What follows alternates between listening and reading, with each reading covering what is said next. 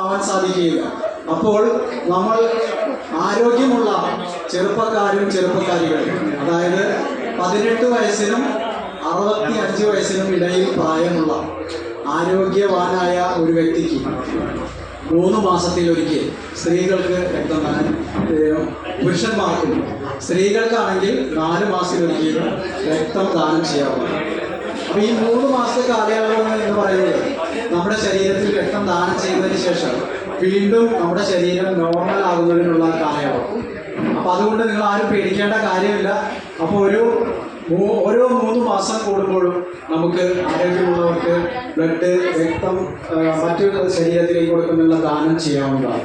അപ്പോൾ വീണ്ടും ഉണ്ടാവുന്ന ചില സംശയങ്ങൾ, ഏതൊക്കെ വ്യക്തികൾക്ക് ഇത് കൊടുക്കാൻ സാധിക്കില്ല എന്നുള്ളത്. അപ്പോൾ ഗുരുതരമായ രോഗങ്ങൾ ബാധിച്ചവർക്ക്, ഹാർട്ടിൻ്റെ അസുഖമുള്ളവർക്ക്, ലിവർ ഫെയിലിയർ ഉള്ളവർ നമ്മളൊരു കോൺട്രാ ഇൻഡിക്കേഷനായിട്ടാണ് ഉപയോഗിക്കുന്നത്. അതായത് പ്രസവം അല്ലെങ്കിൽ ഗർഭധാരണം ഉള്ള സ്ത്രീകൾക്ക് നിന്നും നമ്മളാരും ബ്ലഡ് എടുക്കാറില്ല. അതുപോലെ തന്നെ മുലയോട്ട അമ്മമാരിൽ നിന്നും ബ്ലഡ് എടുക്കാറില്ല. അതുപോലെ ഹെപ്പറ്റൈറ്റിസ് എന്ന് പറയുന്ന അസുഖം, മഞ്ഞപ്പിത്തം, നമുക്കെല്ലാവർക്കും അറിയാവുന്ന രോഗമാണ്. ഹെപ്പറ്റൈറ്റിസ് ബി, സി ബാധിച്ച ആളുകളിൽ നിന്നും രക്തം എടുക്കാറില്ല. HIV ബാധിതരിൽ നിന്നും നമ്മൾ ബ്ലഡ് എടുക്കാറില്ല. അപ്പോൾ നമ്മൾ ഈ ബ്ലഡ് എടുക്കുമ്പോൾ നിങ്ങളറിയാതെ തന്നെ പലതരം ടെസ്റ്റുകളും നമ്മളിവിടെ ചെയ്യുന്നുണ്ട്. അതിനുശേഷം മാത്രമാണ് ഈ ബ്ലഡ് നമ്മൾ കൊടുക്കുന്നത്. അപ്പോൾ അതിന് മുഖ്യമായും നമ്മൾ HIV ടെസ്റ്റ് ചെയ്യും, മഞ്ഞപ്പിത്ത ബാധ ഉണ്ടോ എന്ന് ടെസ്റ്റ് ചെയ്യും. അങ്ങനെയൊക്കെ ചെയ്യുന്നുണ്ടോ എന്ന് ചെയ്ത് അതിൻ്റെ റിസൾട്ടുകളൊക്കെ നെഗറ്റീവ് ആയതിന് മാത്രമാണ് നമ്മൾ ഈ ബ്ലഡ് ദാനം ചെയ്യുന്നത്. അപ്പോൾ നമ്മുടെ ശരീരത്തിലുള്ള പല അസുഖങ്ങളും നമുക്ക് തിരിച്ചറിയാൻ സാധിക്കും. മാത്രമല്ല, നമ്മൾ ബ്ലഡ് കൊടുക്കുന്നതിലൂടെ നമുക്ക് പക്ഷാഘാതം വരാനുള്ള സാധ്യത, ഹാർട്ട് അറ്റാക്ക് വരാനുള്ള സാധ്യത എന്നിവ നമുക്ക് കുറയുന്നതായി കാണുന്നുണ്ട്.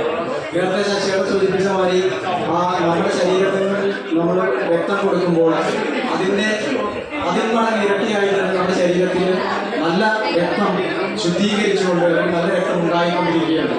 അപ്പോൾ അതുകൊണ്ട് തന്നെ നമ്മളെല്ലാവരും തന്നെ ഈ രക്തദാനം എന്ന ഈ ജീവദാനത്തിന് തയ്യാറാകണമെന്നാണ് എനിക്ക് പറയുന്നത്. അതുപോലെ തന്നെ ഇവിടെ നമുക്ക് വന്നിട്ടുള്ള എല്ലാ ചെറുപ്പക്കാരും അതിനുവേണ്ടി തയ്യാറെടുത്ത് വന്നുകൊണ്ട് അവരെ എല്ലാവരെയും തന്നെ രക്തപരിശോധനകൾ നടത്തി അവരെല്ലാം വോളണ്ടിയറായിട്ട് ഇത് ചെയ്യുകയാണ്. അപ്പോൾ ഓരോ വർഷവും നമ്മൾ ഈ തീം കൊണ്ടുവരുന്നതിൻ്റെ ആവശ്യം എന്താണെന്ന് വെച്ചാൽ, പുതിയ ആളുകളെ നമ്മൾ ഈ മുഖ്യധാരയിലേക്ക് കൊണ്ടുവന്ന് അവരുടെ ബ്ലഡ് കൊടുത്തുകൊണ്ട് പല സ്ഥലം നമുക്കറിയാം. ഇപ്പോൾ നമ്മൾ വിചാരിക്കും നമുക്ക് ഒന്നൊരു അസുഖമില്ലല്ലോ, നമ്മൾക്ക്